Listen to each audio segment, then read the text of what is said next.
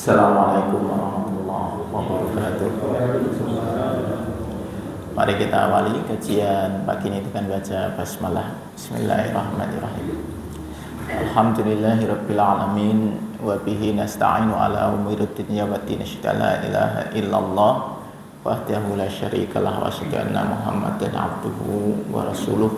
Allahumma salli wa sallim wa barik ala Muhammadin wa ala alihi wa ashabihi ajma'in. Alhamdulillah, puji syukur kita aturkan kehadirat Allah SWT yang masih memberikan umur kepada kita, membangunkan kita pagi ini dalam kondisi sehat dan memudahkan langkah kita menuju masjid ini melaksanakan sholat subuh berjamaah. InsyaAllah kita lanjutkan dengan dzikir dan thalaqul ilmi.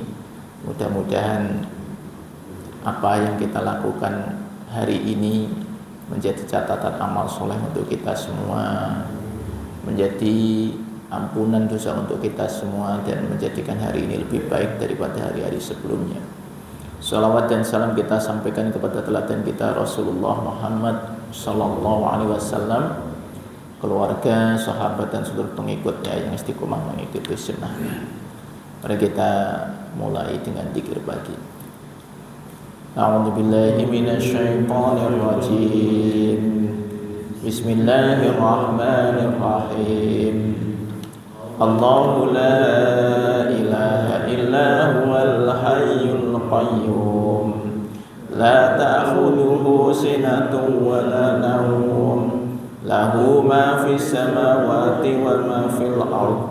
Man dzalladzi yashfa'u indahu illa bi'idnihi. Ya'lamu ma baina aydihim wa ma khalfahum wa la yuhituna bi syai'in min 'ilmihi illa bima syaa. Wasi'a kursiyyuhu samawati wal ardh wa la ya'uduhu hifdhuhuma wa huwal 'aliyyul 'azim.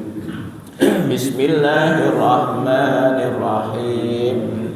Qul huwallahu ahad, Allahus samad, lam yalid wa lam yulad wa lam yakul lahu kufuwan ahad.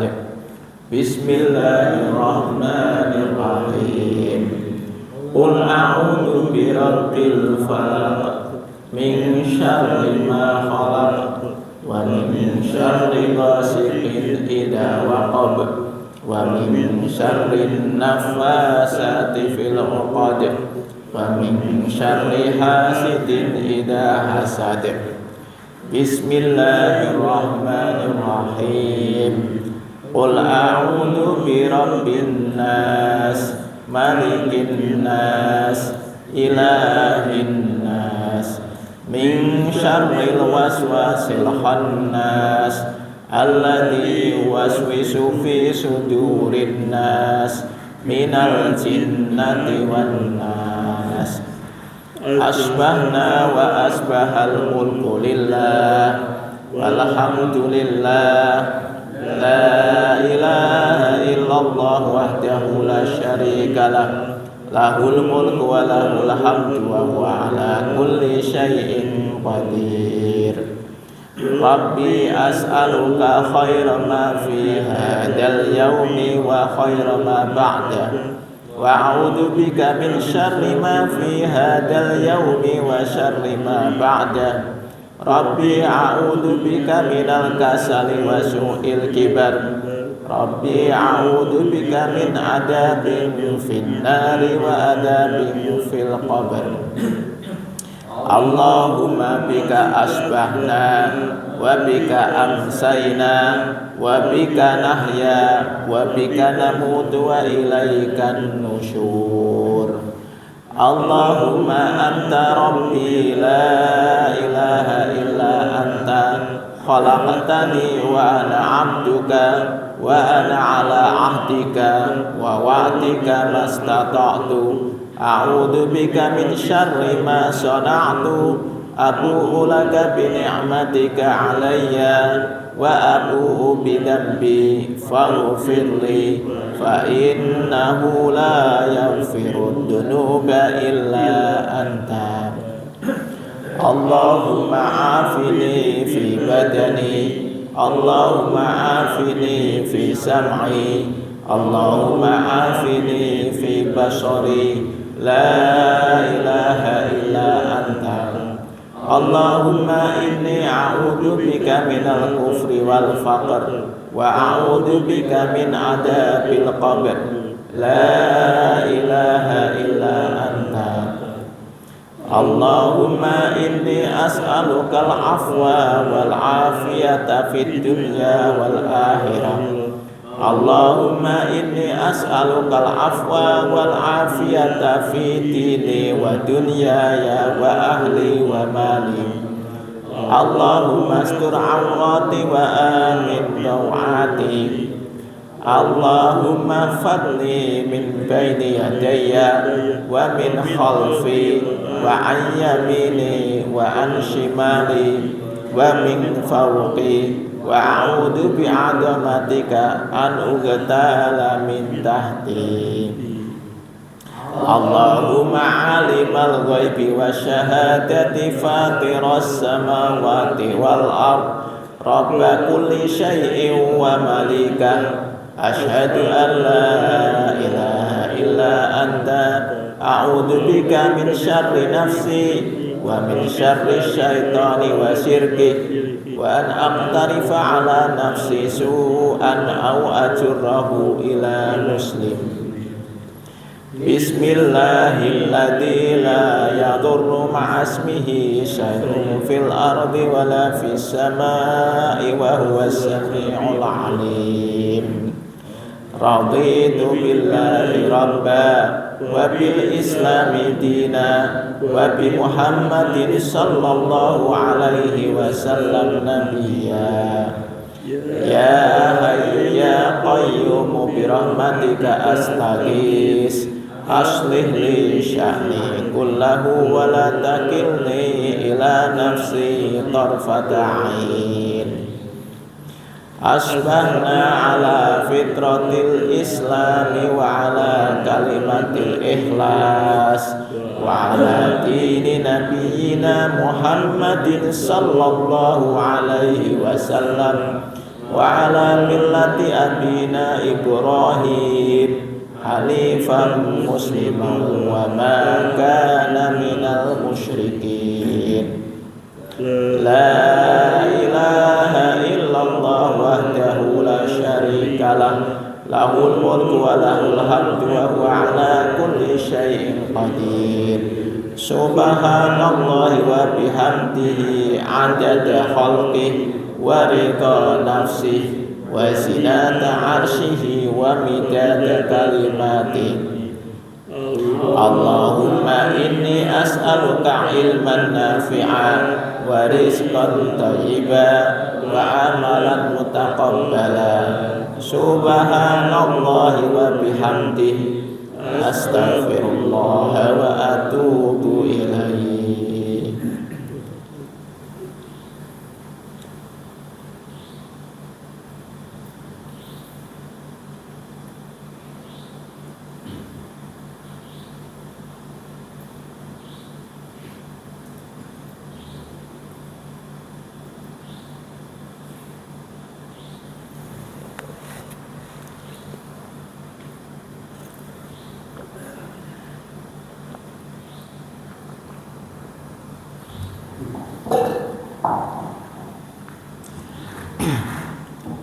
Kita lanjut kajian al-hikam kita sampai ke pasal 66. An-nuru jundul qalbi. Nur, cahaya itu adalah pasukannya hati. Kita kemarin kan membahas yang namanya nur yang kita maksud di sini adalah hidayah, cahaya ilahi. Cahaya ilahi itu adalah pasukannya hati, tentaranya hati. Kama annal dzulmata jundun nafsi, sebagaimana kegelapan itu adalah pasukan dari nafsu. Jadi ada hati, ada nafsu. Qalbun dan nafsu. Nah ini ya, jadi yang mengarah yang membantu nafsu adalah kegelapan itu.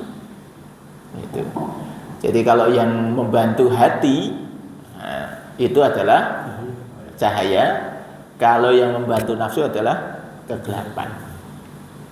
Faida aradallahu ayyan surahu abdahu, maka kalau Allah mau memberikan pertolongan kepada hambanya, amaddahu bijunudil anwari, maka Allah akan membantunya dengan pasukan cahaya.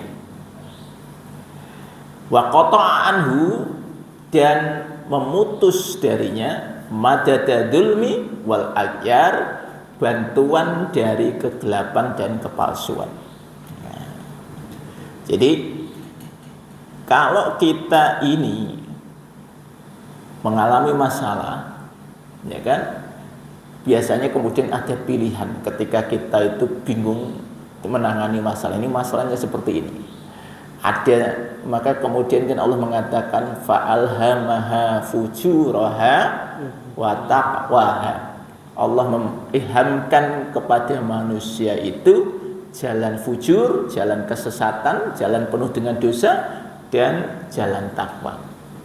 Nah itu tinggal kita ini pasukannya, kira-kira yang hadir ini pasukan apa nih? Pasukan nur atau pasukan dulm? Pasukan cahaya atau pasukan kegelapan? Tapi kalau kemudian Allah pengen membantu kita, maka nanti yang datang pasukan nur. Yang pasukan kegelapan ini nanti ya kalah, dia dihilangkan oleh Allah. Maka sama-sama menghadapi masalah yang sama. Orang itu bisa beda caranya menyelesaikan masalahnya, tergantung dia ini lebih cenderung kemana. Ada orang yang karena pengen cepat kaya, maka dia datang ke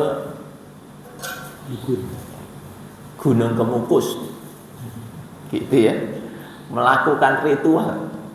Contohnya begitu, ya kan? Itu kan ketika dia memang pasukan kegelapannya jauh lebih banyak, sehingga dia mencari jalan yang tadi. Tapi kalau kemudian dia oleh Allah diberikan pasukan nur yang banyak, dia tidak akan melakukan itu. Dia akan cari jalan yang lain, yaitu tadi jalan takwa. Tidak jalan fujur, tapi jalan takwa. Nah, kalau kita merujuk beberapa kisah masa lalu ya, baik nabi-nabi masa lalu maupun para sahabat ya, dan juga salafus soleh, kita akan ketemu bahwa orang-orang yang salah jalan, salah memilih pasukan gitu, kira-kira gitu, dia akan mendapatkan penderitaannya di akhir. Misalnya kalau kita membaca, kalau di dalam Ashabul Kahfi misalnya, ada kisah tentang Ashabul Jannatain, kisah orang yang memiliki 2 kebun. Itu orang yang memiliki 2 kebun ini dikisahkan begitu kayanya, kebunnya kiri kanan. Nah, itu. Kemudian di antara kebun itu kiri kanan tadi ada sungai. Dan kebunnya ini adalah kebun kurma dan anggur. Jadi kurma, kemudian di sela-sela kebalik ya, sela-selanya kurma ada anggur, atau di sela-sela anggur ada kurma gitu ya. Kira-kira begitulah ya. Jadi ini ada anggurnya, ada kurmanya. Gitu. Jadi ada airnya yang terus mengalir. Jadi di antara 2 ini ada sungainya. Artinya kebutuhan air untuk 2 kebunnya itu tercukupi.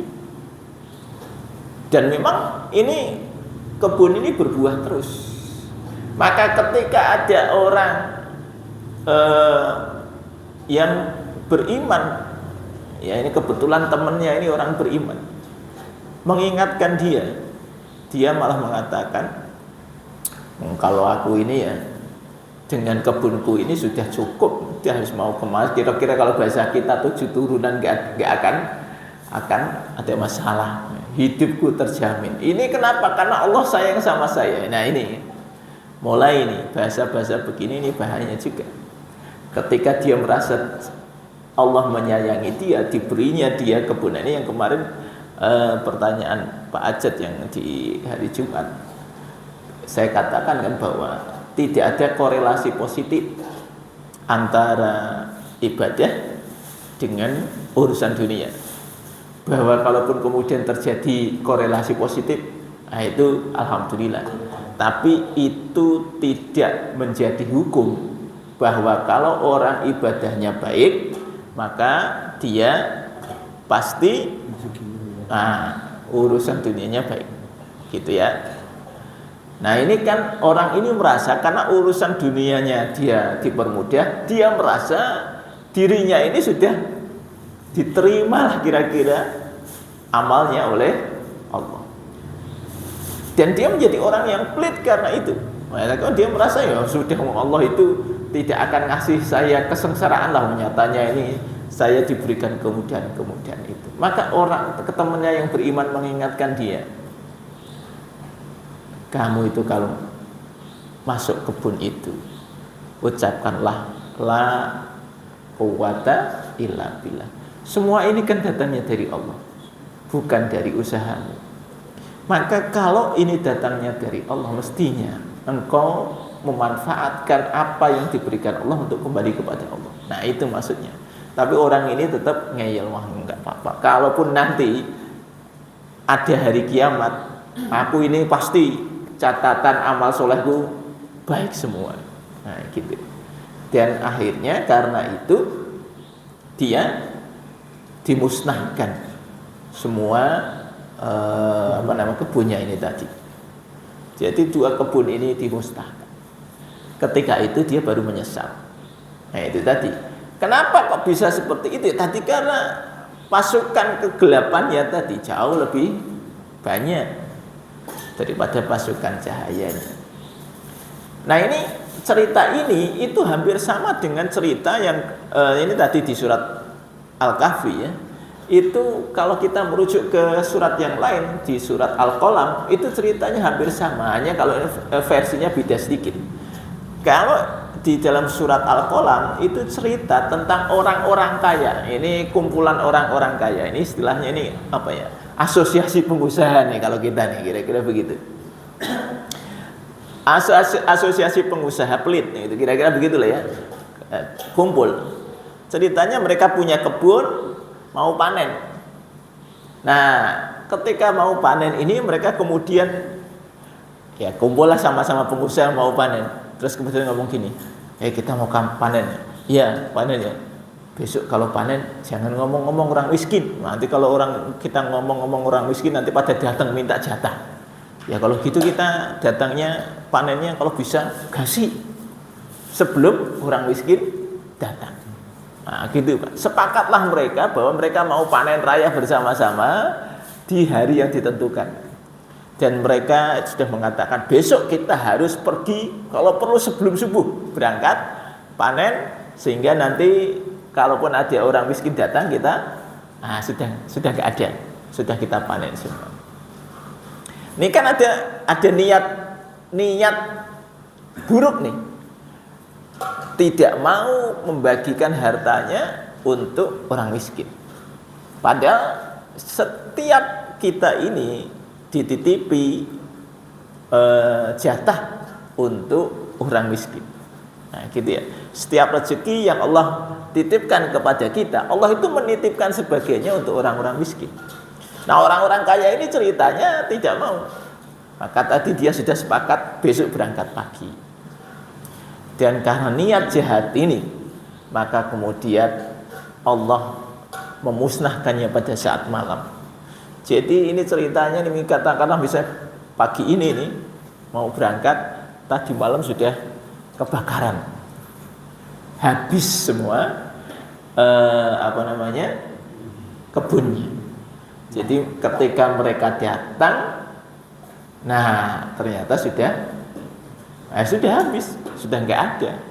Disitulah mereka baru merasa apa namanya, menyesal. Ya.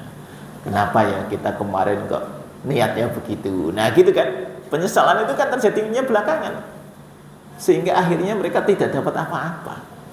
Pengennya dapat banyak, tapi akhirnya tidak dapat apa-apa. Nah, maka kita ini coba mengevaluasi diri kita masing-masing, Pak. Bagaimana kita ini menghadapi masalah-masalah kehidupan kita? Kecenderungan kita itu kemana? Apakah hati kita yang bermain atau nafsu kita yang bermain? Nah, contohnya beginilah, kalau biasanya ini kita bicara misalnya, kalau ada orang yang tadi kesulitan masalah ekonomi, itu godaannya Pak banyak, godaannya banyak nih, pengennya itu shortcut kan, biar caranya supaya cepat dapat duit. Nah itu nanti godaannya banyak Pak, godaannya banyak. Bahkan orang yang sudah punya duit pun ya nanti dia pengen dapat duit lebih banyak. Maka kalau kemudian ada pejabat yang korupsi, kok bisa? Ya iya. Kenapa? Karena dia pasukan kegelapannya itu banyak, pasukan cahayanya kalah, itu, ya kan? Ya ditawari ini mau, ya kan? Gimana caranya? Orang korupsi itu ya punya berbagai cara. Apakah kemudian orang korupsi tanpa strategi? Ya pakai strategi, Pak. Nggak ada orang korupsi tanpa strategi. Semua orang korupsi pakai strategi. Gitu. Orang itu kalau mau disuap itu nggak ada ceritanya disuap ditransfer aja gitu ya. Nggak ada ceritanya suap kok pakai transfer. Gitu. Pasti suap itu mencoba supaya tidak terdeteksi apa transaksinya, maka tidak melalui transfer. Terus pakai apa? Maka kan kalau cerita-cerita itu suap itu kan aneh-aneh ya. Suap itu kan terus pakai uang cash. Wah, di kardus. Ada yang kemudian janjian ketemu di mana, kok bawa tas, nah, gitu kan. Nah itu kok bisa kayak gitu. Nah itulah korupsi itu. Nggak ada ceritanya korupsi kok pakai transfer ya. Itu ini mungkin pemula itu, atau mungkin orang-orang yang dijebak dan sebagainya, barangkali begitu ya. Nah, kenapa kok orang mau korupsi? Nah, ini kan macam-macam nih. Jadi ini kalau kita lihat kasus korupsi itu, kalau kita ngomong Indonesia ya, Indonesia ini kan apakah korupsi itu terjadi sejak dulu Pak? Itu sejak Indonesia merdeka itu sudah ada korupsi. Jangankan Indonesia merdeka, sejak masa penjajahan pun ada korupsi, ya kan gitu. Misalnya zaman Belanda itu ketika melakukan proses untuk misalnya buka lahan. Di zaman Belanda ini kan bukan buka lahan kebun, buka lahan hutan. Itu kan pakai tenaga kerja yang dibayar. Nah, ini juga ada korupsi zaman dulu. Ya kan? Nah, ini nanti misalnya yang jadi mandor gitu kan, nah, dikasih duit, nah yang dikasih kan cuma sebagian. Nah, kemudian misalnya untuk ketika misalnya ganti rugi, ini kan dulu ada beberapa bahasanya, tumenggung atau bupati gitu ya. Nah, untuk pembebasan lahan dikasih duit, ya itu sudah ada zaman dulu kayak gitu. Ini kan korupsi zaman dulu sudah ada. Sebelum Indonesia merdeka. Nah, mungkin bahkan sebelum ada penjajahan Belanda kali ya. Cuma kan itu tidak ada di dalam cerita riwayat korupsi gitu ya. Kalau kita ini mendengar cerita tentang kerajaan zaman dulu, itu yang kita bahas itu kan masalah paling tentang pergolakan politiknya saja. Tapi kita masalah korupsinya tadi, itu saya kira juga sudah ada. Ya kan? Nah, ini sekarang ini kalau kita lihat zaman sekarang itu kan sudah semakin kompleks korupsinya. Wah, itu. Kalau katakanlah tadi ini korupsi ngomong anggaran negara ya, meskipun juga nanti di beberapa swasta juga ada korupsinya. Kita bicara anggaran negara. Anggaran negara ini kan pertama disusun sebuah perencanaan. Jadi ketika menyusun perencanaan saja itu sudah ada proses korupsi, ya, menyusun perencanaan, ya kan? Akhirnya ada negosiasi, buat saya mengusulkan proyek ini gitu ya. Mengusulkan proyek itu ada hitung-hitungannya. Ngasihlah dulu misalnya gitu ya. Misalnya ada kontraktor pengen dapat pekerjaan, nah, dia sudah ngomong dulu, ini tolong saya nanti dapat jatah ini ya. Nah ini proyeknya belum ada, dia sudah membiayai supaya proyeknya ada. Kemudian setelah proyeknya ada, kemudian apa korupsinya? Nah korupsinya kemudian berupa apa?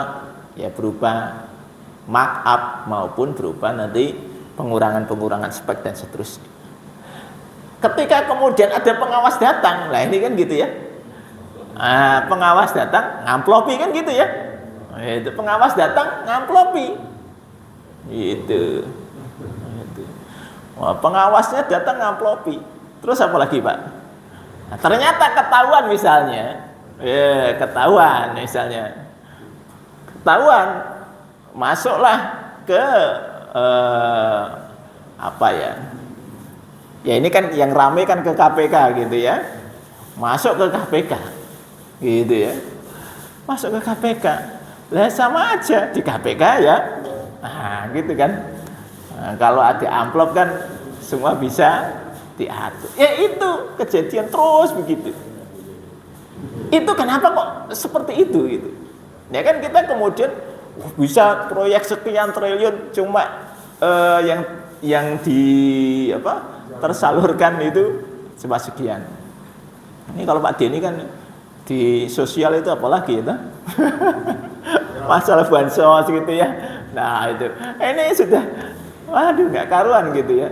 Jadi bagaimana ceritanya itu? Ya tadi kenapa kok orang-orang melakukan korupsi seperti itu?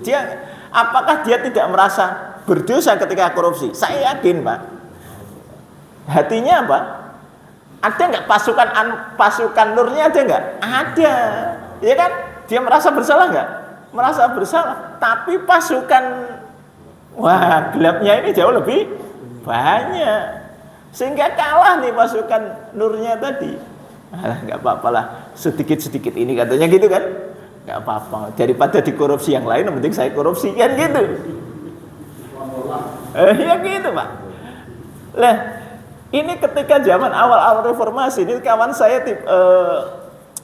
jadi anggota dewan gitu ya. Itu argumennya gitu. Daripada dikorupsi pihak sana, itu lebih kacau, ya kan? Nah kalau yang korupsi kita, itu kan kita bisa manfaatkan untuk umat. Alasannya begitu, waduh kacau juga ini kan? Gitu ya. Jadi yang namanya pasukan kegelapan itu bisa membuat argumen yang luar biasa. Ya daripada dikorupsi si anu itu, itu nanti kacau itu, enggak dapat apa-apa umat itu, ya kan? Kalau saya yang dapat bagian kan saya kembalikan lagi ke umat katanya begitu. Nah, ini yang argumentasi yang memang menjadi kacau, sehingga negara kita ini sekarang kan begitu, semakin kacau, Pak. Kalau disebut bahwa indeks korupsinya terus turun, ya wajar-wajar saja, karena orang sekarang mungkin sudah nggak mikir untuk rakyat gitu ya. Nah, lip service-nya kan untuk rakyat. Semua yang sekarang ini mau pemilihan yang ngomongnya untuk rakyat. Tapi kalau sudah tadi dihadapkan pada pilihan, ini untuk rakyat atau untuk dirinya sendiri. Nah ini ujian keimanan itu ada di situ. Ketika orang pegang kekuasaan, dia akan pilih untuk urusan umat atau urusan dirinya sendiri. Maka oleh sebab itu nih, kesempatan ini mari kita coba mencontoh bagaimana orang-orang yang pasukan nurnya luar biasa. Contohnya siapa? Umar bin Khattab itu pasukan nurnya hebat banget. Kan kita ingat Umar bin Khattab masuk Islam itu melalui cara yang memang indah. Ketika dia diinformasikan bahwa adiknya sudah masuk Islam, dia terbakar emosinya. Karena selama ini dia termasuk penentang, orang yang sangat menentang orang-orang yang masuk Islam. Maka ketika dia diinformasi adiknya masuk Islam, dia datang langsung ke tempat adiknya. Tapi ketika dia mendengar adiknya baca Quran, nah ini kan ini dikatakan faida aradallahu ayyan surahu abdahu. Kalau Allah ingin menolong hambanya, maka amaddahu bijunudil anwari. Allah akan menolongnya, membantunya dengan pasukan nur. Ini Allah itu ingin menolong Umar bin Khattab. Maka ketika dia datang tadi ke tempat adiknya, dia mendengarkan adiknya membaca Al-Quran. Di sini disebutkan wa qata'a anhu madadadulmi wal akhir. Maka Allah kemudian memutus bantuan dari kegelapan dan kepalsuan. Dia ini sudah pasukan kegelapannya sudah sangat tinggi, emosi pengen menegur adiknya. Tapi pada saat itu Allah langsung putus, gitu ya, rasa dia emosi, ya kan, ketika mendengar si adiknya membaca Quran. Dan setelah itu dia justru ketika dia masuk ke rumah adiknya, dia tanya, apa yang kamu baca? Adiknya juga khawatir karena kakaknya tahu. Tapi kemudian aku sudah dengar, tolong kamu baca lagi. Nah ketika dia mendengarkan lagi, dia kemudian mengatakan, tolong antarkan aku kepada Muhammad. Untuk apa? Aku mau masuk Islam. Sesederhana itu kalau Allah mau membolak-balikkan hati itu gampang banget itu. Kenapa? Karena tadi ada pasukan nur yang memang kemudian Allah hadirkan. Tadi kan kalau Allah pengen menolong seseorang, Allah kasih pasukan nur yang banyak, selesai. Dan ketika Umar sudah masuk Islam, dia menjadi seorang pembela agama Islam yang luar biasa. Bahkan ketika beliau diangkat menjadi khalifah, beliau ini orang yang hati-hati banget. Jadi kalau saya membanding-bandingkan ini antara penguasa zaman sekarang dengan Umar bin Khattab itu ya rada angel. Jauh kita ini mencari padanan dengan Umar bin Khattab. Kita nggak usah ngomong Rasulullah kejauhan. Ngomong Umar bin Khattab itu juga nggak ketemu hari ini. Bagaimana misalnya Umar bin Khattab ketika anaknya datang, nah, itu ya, anaknya datang malam hari, ya wajar-wajar saja namanya anak, gitu ya. Datang malam hari, kemudian mungkin barangkali mau diskusi sama bapaknya. Pertanyaan pertama Umar itu apa? Kamu kesini itu sebagai anakku apa sebagai rakyat? Mau ngomongin tentang keluarga apa ngomongin tentang urusan rakyat, urusan kepemerintahan? Nah, anaknya kan tanya, lah apa bedanya tuh Pak? Aku kesini mau ketemu bapak, mau tidak boleh? Loh enggak. Kalau engkau ngomongin tentang keluarga, lampu tak matikan, karena lampu ini dibiayai oleh negara. Oh, ada enggak ini kalau orang seperti ini ya? Nah, zaman sekarang ada enggak pejabat? Ya, misalnya contoh pejabat dapat mobil dinas. Contoh sederhana. Kira-kira Pak, mobil dinasnya, yang namanya mobil dinas, mobil untuk dinas, kan gitu logikanya, ya betul kan? Tapi kira-kira mobil dinasnya dipakai untuk keperluan keluarga juga apa tidak? Belanja. Ya kan? Itu yang memang ini sulit. Tapi Umar itu hanya masalah lampu, ya zaman dulu barangkali begitu ya toh. Mungkin zaman dulu apakah ada kendaraan dinas ya wallah alam ya. Saya belum belum ketemu ceritanya kendaraan dinas gitu ya. Gitu. Tapi ini kita bicara tentang lampu gitu kan. Karena lampu ini minyaknya itu dari negara. Kalau engkau ngomong tentang urusan keluarga, saya matikan. Tidak boleh kita pakai ini.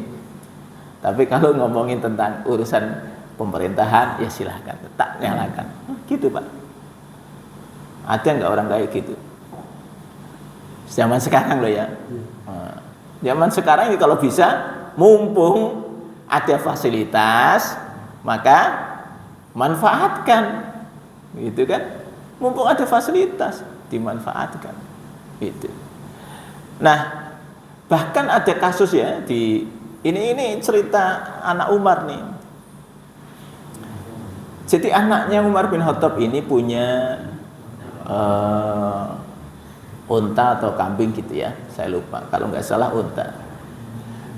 Ceritanya zaman Umar itu kalau zakat peternakan gini Pak, ini yang memang saya belum nemu di Indonesia ya,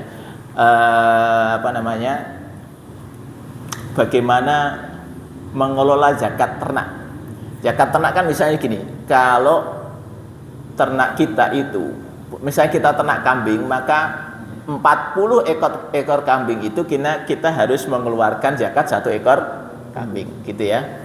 Nah, nanti begitu sapi beda lagi, unta beda lagi. Sehingga zakatnya itu berupa ternak. Nanti di Baitul Mal itu dikumpulin. Jadi ceritanya zaman Umar bin Khattab itu ada Baitul Mal itu untuk ngumpulin zakat dari ternak-ternak ini, ya berupa ternak. Nah di situ ada makanan, otomatis dong, masa kemudian zakatnya berupa ternak nggak dipelihara. Jadi fungsi Baitul Mal itu salah satunya begitu. Nah itu yang saya belum nemu di Indonesia, ada las atau lazis yang mengelola zakat ternak, itu belum ketemu. Jadi dia punya satu peternakan khusus menangani hasil ternak tadi, zakat hasil ternak. Nah suatu saat nih, ini si Abdullah bin Umar, anaknya Umar ini Abdullah, dia punya unta. Ceritanya untanya jalan-jalan sendiri. Untanya kan dibiarkan Pak, ya kan? Wah jalan-jalan. Mungkin karena di komplek tadi, untuk kompleknya Baitul Mal itu makanannya lebih banyak. Nah ini kan si unta ini jalan, wah kayaknya di sana ada makanan itu ya. Dia datang ke sana, makanlah dia di Baitul Mal ini. Sampai kemudian Umar bin Khattab itu tahu, loh ini untanya siapa ini kok masuk sini gitu ya. Kemudian diinformasi, lah ini kan untanya anak jenengan gitu, kira-kira gitu. Wah dipanggil Pak, dipanggil itu Abdullah itu. Ini kan sebenarnya salah nggak Abdullah itu? Menurut jenengan salah nggak ini? Unta jalan-jalan sendiri masuk ke situ makan itu, salah nggak itu? Tapi karena Umar itu tadi ya orang yang hati-hati, dia kemudian ngomong, Abdullah, itu untamu makan dari Baitul Mal, itu, maka sudah sekarang sedekahkan untamu, gitu Pak. Wah ini urusannya jadi panjang. Wong kamu ini unta, ya toh, wah salahmu sendiri, kenapa untamu nggak ditali gitu, itu nggak ditali, akhirnya untanya jalan sendiri masuk ke situ, itu. Karena bagi Umar ini nggak bisa kita itu, berarti kan kamu ikut mendapatkan fasilitas, ya kan? Ternakmu buat ini, kalau dipikir-pikir sebegitunya gitu ya. Yang salah itu ya ternaknya, ternak datang sendiri gitu. Tapi ya itulah, Umar nggak mau mengambil sedikit pun dari yang bukan haknya dia. Nah ini kenapa kok Umar bisa begitu? Ya sekali lagi karena nurnya itu begitu luar biasa. Ya memang kalau kemudian kita bandingkan orang saat ini kan agak berat ini. Jadi pejabat saat ini itu kalau dikasih fasilitas itu pengennya ya dimanfaatkan, kalau perlu nambah itu ya. Kalau perlu nambah. Nah, kurang, ya kan? Fasilitasnya kurang, akan nambah lagi gitu Pak ya. Itu. Oh iya dong. Nambah terus ya kan? gimana caranya bikin proyek A, proyek B gitu kan. Kan kadang-kadang aneh ketika misalnya orang maaf ya kalau kita bicara tentang proyek mereka sudah dapat honor proyek gitu masih kurang gitu, honor proyeknya masih kurang, kemudian carilah tambahan, ada aja gitu. Ya itu begitu juga anggota dewan itu ya macam-macam itu ya bentuknya itu ada saja gitu cara untuk mendapatkan tadi, karena orang itu kalau sudah pasukan kegelapannya udah terlalu banyak, kalah nurnya. Sebenarnya saya bilang tadi, ketika dia melakukan itu kira-kira merasa berdosa enggak? Ya pasti dalam hatinya itu ada sedikit itu pasti merasa dosa. Tapi ya karena pasukan kegelapannya jauh lebih banyak, ya tetap aja diterjang gitu. Ya tadi kalau kita mau bandingkan dengan Umar bin Khattab, nggak ada ya. Kayaknya belum nemu saya orang-orang yang bisa seperti itu. Ya. Bahkan kemudian tadi ketika dia melihat ada peluang itu, nah itu dia kemudian melakukannya. Nah ini kan kalau misalnya nih kita bicara politik terakhir itu kan gitu ya, orang-orang itu kok kayaknya gampang banget memanfaatkan jabatannya, kekuasaannya itu untuk melakukan apapun yang dia mau gitu. Ya tadi alasannya lah itu kan nanti rakyat itu. Rakyat kembali ngomongannya rakyat. Padahal ya apakah memang dia bekerja untuk rakyat? Nah, kalau orang itu bekerja untuk rakyat, maka kayak Umar ini. Umar itu ketika ada laporan orang Mesir datang kepada dia, ya kan, melaporkan gubernur Mesir yaitu Amr bin As yang sudah menggusur rumahnya gara-gara Amr bin As mau melebarkan kantor gubernuran dan membuat masjid. Wah itu kan dia apa yang dilakukannya? Ya sudah, kemudian mengingatkan Amr bin As. Cara mengingatkannya pun unik, gitu. Ini kan hanya orang-orang yang kenal Umar saja yang bisa paham bahasa Umar. Maka kemudian Umar minta tulang, ambilkan tulang, terus digaris pakai pedang, sudah itu toh, ya kan? Ya kalau saya dikasih tulang gitu ya nggak paham juga maksudnya apa gitu.